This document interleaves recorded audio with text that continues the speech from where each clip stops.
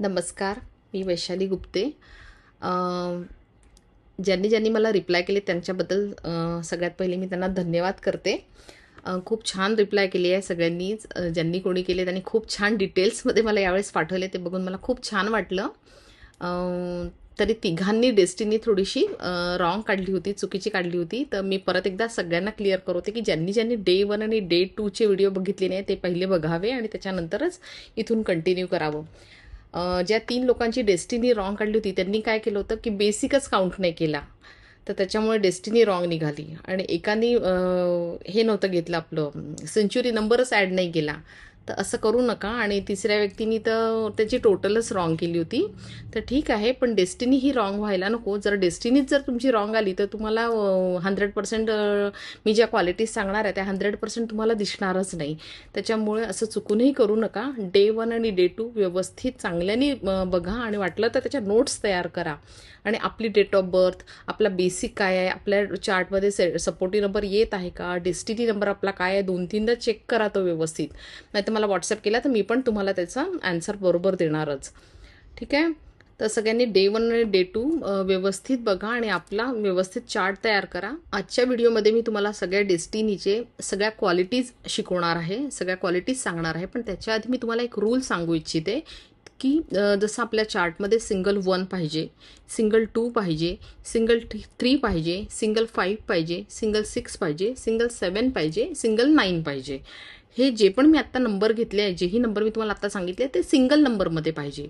ते जर का डबल नंबरमध्ये आले, म्हणजे जसं डबल 1 झाला किंवा डबल 2 झाला किंवा चार्टमध्ये डबल 3 येत असेल, तुमच्या डबल 5 येत असेल, डबल 7 येत असेल, डबल 9 येत असेल, तर तुम्हाला जी डेस्टिनीची 100% क्वालिटी जी तुम्हाला चार्टमध्ये तुमच्या दिसणार आहे ती 100% न दिसता ती डायरेक्ट 60 to 70% वरती येणार. तसंच 4 आणि 8 बद्दल जर सांगायचं झालं तर 4 नंबर झाला आणि 8 नंबर झाला, ह्या दोन्ही नंबरसाठी आपला चार्टमध्ये 4 आणि 8 हे इव्हन नंबर असावे. म्हणजे डबल 8 पाहिजे, 4 वेळा 8 पाहिजे किंवा 6 वेळा 8 पाहिजे. सेम 4 बद्दलही तसंच 2 वेळा 4 पाहिजे किंवा 4 4 पाहिजे किंवा मग 6 4 पाहिजे. 8 4ही चालतील, 8 8ही चालतील, पण ते फार क्वचित राहतं इतकं चार्टमध्ये. तर ते थोडंसं लक्षात घेणं गरजेचं आहे. जसं single 1, single 2, single 3, single 5, single 6, single 7 आणि सिंगल 9 हे जर तुमच्या चार्टमध्ये सिंगल आले तर 100% डेस्टिनी तुमच्यासाठी वर्क करणार आहे, तुमची जी डेस्टिनी राहणार ती. आणि 4 आणि 8 बद्दल सांगायचं झालं, जर डबल 8 आहे, डबल 4 आहे, तर ती तुमच्यासाठी 100% डेस्टिनी वर्क करणार. ठीक आहे. 4 आणि 8 बद्दल जर सांगायचं झालं तर 4 म्हणजे हा जरा खर्चाचा नंबर असतो. थोडक्यात म्हणजे याचे काय हे असू शकतात हे मी सांगते तुम्हाला. जर 4 जर सिंगल असेल तुमच्या चार्टमध्ये तर तुम्ही चा जो खर्च आहे, जर तुम्ही 100 रुपीजचा खर्च करायला जात असाल तर 200 रुपयाचा खर्च करून याल. तेच जर तुमच्या याच्यात 3-4 असले तर तुम्ही 100 रुपयाचा खर्च करायला जाल आणि 300 रुपयाचा फटका करून घेऊन बसाल. तेच जर तुमच्या याच्यात 5-4 असले तर जर तुम्ही 100 रुपयाचा खर्च असेल तर 500-600 रुपयाचा फटका बसवून याल. एक थोडीशी आयडिया येण्यासाठी तुम्हाला कळलं का की खर्चिक असा खर्च 4 वाल्यांचा असा एक अननेसेसरी खर्च खूप होतो. आणि सेम 8 वाल्यांचं जर आपण बघतो म्हटलं तर 8 वाले मेहनती खूप असतात, पण 8 वाल्यांचं काय होतं, सिंगल 8 असल्यामुळे ते 100 रुपीजची जर मेहनत करत आहे तर त्यांना रिफंडमध्ये 60 रुपीज मिळणार. पण ते जर 3-8 असले तर ते मेहनत तर खूप करतात आहे, 100 रुपीजच्या मेहनतीला त्यांना 40 रुपीज मिळणार.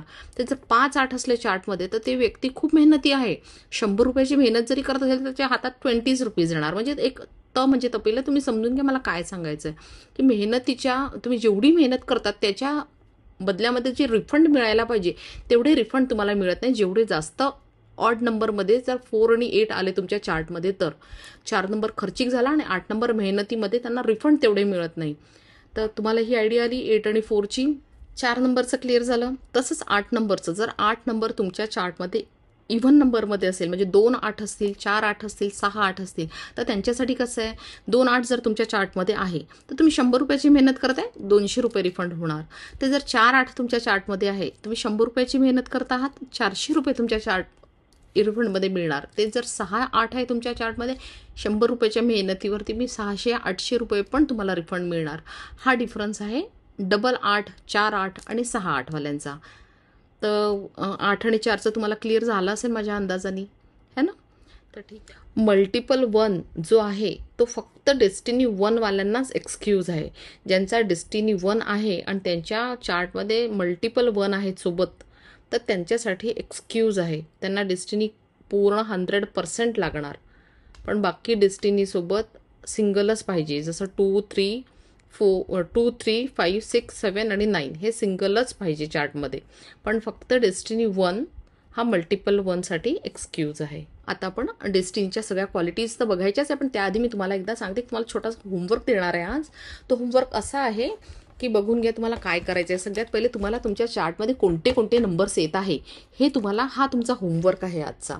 जसं मी एक तर त्या दिवशी जशा डेट्स घेतल्या होत्या तशाच मी आज पण डेट घेतलेली आहे. जशी 12 मे 2006 ही कोणाची जर डेट ऑफ बर्थ आहे असं समजू आपण, 12/5/2006 याच्यातला बेसिक 3 आहे, सपोर्टिव्ह नंबर्स त्याचे 1 आणि 2 आहे, आणि डेस्टिनी या सगळ्यांची टोटल केली तर 9 येते आहे.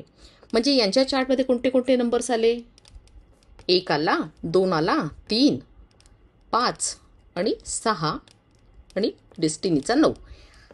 हे झाले यांच्या चार्टचे नंबर्स. तर हा होमवर्क तुम्हाला आहे की तुमच्या चार्टमध्ये कोणते कोणते नंबर्स येत आहे, हा तुमच्यासाठी होमवर्क आहे. त्याच्यात तुम्हाला पण लक्षात येईल की तुमच्या डबल डिजिट कोणते आहे आणि सिंगल डिजिट कोणते येतात आहे. ठीक आहे. त्याच्यानंतर आपण आणखीन एक डेट घेऊ, 12 ऑक्टोबर 2002. याच्यामध्ये बेसिक 3 येते आहे, सपोर्टिव्ह नंबर्स 1 आणि 2 आहेत, आणि डेस्टिनी येते आहे, डेस्टिनी येत आहे 7. तर यांच्या चार्टमध्ये कोणते नंबर येणार? यांच्या चार्टमध्ये 11, 1, 1, 11 झाले. 22 येत आहे, 2 आणि हा 2 सेंचुरी नंबर आपल्याला नाही घ्यायचे आहेत. ठीक आहे. 22 आणि 3 हा बेसिक झाला 3 आणि डेस्टिनी झाली 7. म्हणजे यांच्या चार्टमध्ये एवढे नंबर्स येतात आहे. ठीक आहे. हे क्लिअर झालं. आता तिसरा नंबर बघू आपण. 4, 8 आणि 1984 घेतलेला आहे मी मुद्दामून याच्यासाठी की तुमच्या लक्षात यायला. बेसिक 4 आहे, डेस्टिनी या सगळ्यांची डेस्टिनी येते 7. यांच्या चार्टमध्ये काय येते? 4 आणि 4.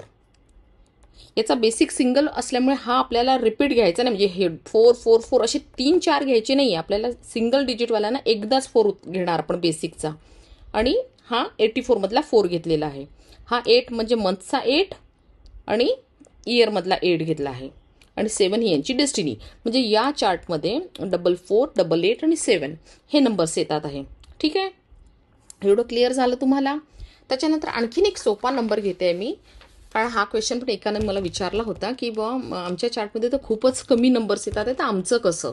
तर जसं आता यांचा 1, 2, 2000, तर यांचा बेसिक आहे 1 आणि डेस्टिनी या सगळ्यांची टोटल केली तर 5 येते. म्हणजे यांच्या चार्टमध्ये काय येणार? 1, 2 आणि 5 हे 3च नंबर्स येणार आहे. बाकीचे नंबर्स यांच्या चार्टमध्ये आहेच नाही, तर ते झाले मिसिंग नंबर्स. पण मिसिंग नंबर्सही झाले तरी असं काही काळजीचं कारण नाही आहे. मिसिंग नंबर्स मला न्यूट्रल इफेक्ट्स मिळतात त्यांचे, त्या नंबर्सचे. ठीक आहे. एवढं क्लिअर झालं. तर हा तुमच्यासाठी होमवर्क आहे की तुमच्या डेट ऑफ बर्थमध्ये कोणते कोणते नंबर्स येतात आहे.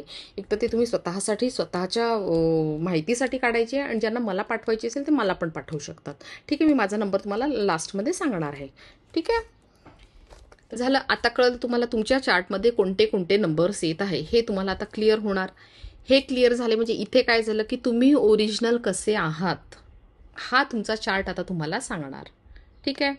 जसं बाळ जन्माला आल्यानंतर बाळाची पत्रिका, कुंडली जी म्हणतो आपण, ते एक तर आई बाबा किंवा आजी आजोबा हे तयार करतात. बरोबर. ते तयार केल्यानंतर बेबी कसं आहे हे त्यांना त्या कुंडलीवरून कळून जातं की हां आपलं बाळ असं असं आहे बुवा, याची रास ही आहे, याचं गण हा आहे, म्हणजे नक्षत्र हे आहे, चरण हे आहे, हे सगळे याच्यावरून एक थोडीशी आयडिया येऊन जाते की बेबी कसं आहे बुवा, है ना. पण ते बेबीचं तसंच कंटिन्यू राहतं का? नाही. कारण मग त्याच्यात काय होतं? महादशा ॲड होते, अंतर्दशा ॲड होते, मग परत प्रत्यंतर दशा ॲड होते. या सगळ्या दशा ॲड झाल्यानंतर काय होतं? अप्स अँड डाऊन लाईफचे चालू राहतात. कधी स्टेबल लाईफ राहतं, कधी अनस्टेबल लाईफ होतं. सेम तसंच न्यूमरॉलॉजीमध्ये पण सेम तसंच आहे. आता न्यूमरॉलॉजीमध्ये काय झालं? हा तुमचा ओरिजिनल चार्ट तयार झाला. तुम्ही असे आहात हे आता हा चार्ट सांगणार. आता जी मी डेस्टिनी सांगणार ते तुम्हाला सगळं सांगून झालेलं आहे की कोणतं बेसिक, सपोर्टिव्ह नंबर्स हे सगळे कसे वर्क करतात, किती % वर्क करतात हे तुम्हाला सांगून झालेलं आहे. आता तेच सेम आता ही जी तुमची हा जो तुमचा चार्ट तयार झाला हा तुमचा, आता तुम्ही हे ओरिजिनल आहात. पण आता याच्यात काय होईल? याच्यात महादशा ॲड होणार, अंतर्दशा ॲड होणार, परत प्रत्यंतर दशा ॲड होणार, आणि तो चार्ट थोडा कधी अप राहणार, कधी डाऊन राहणार, लाईफ थोडं कधी स्टेबल राहणार, कधी अनस्टेबल होणार, हे सेम न्यूमरोलॉजी पण आपल्याला सांगते. तर महादशा, अंतर्दशा, प्रत्यंतरदशा हे तुम्हाला आफ्टर चार्ट, जेव्हा चार्ट शिकून झाल्यानंतर मी पुढच्या सेशनमध्ये तुम्हाला ते पण सांगणार आहे. म्हणजे तुम्ही आता प्रेझेंटमध्ये काय आहात, आता तुमची प्रेझेंट सिच्युएशन काय सुरू आहे हे तुम्हीच तुमचं स्वतःला ओळखू शकणार. म्हणजे तुम्ही स्वतः आत्मनिर्भर होणार. थोडक्यात तुम्ही आत्मनिर्भर व्हावं यासाठीच मी तुम्हाला न्यूमरोलॉजी शिकवते, की तुम्ही स्वतःचं गाईडलाईन स्वतःच घेऊ शकणार. तुम्हाला स्वतःलाच कळेल की आपण सध्या प्रेझेंटमध्ये आपलं काय सुरू आहे. ठीक आहे, एवढं कळलं तुम्हाला? तर आजचा दिलेला होमवर्क सगळ्यांना करायचा आहे आणि तुमच्या चार्टमध्ये कोणते कोणते नंबर्स येतात आहे ते तुम्हाला बघायचे आहे. आणि काहीही प्रश्न असले तर मला व्हॉट्सअप करा. व्हॉट्सअप नंबर आहे माझा 9665022119.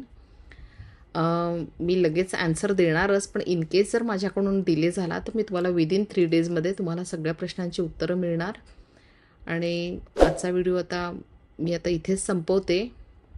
चला, धन्यवाद.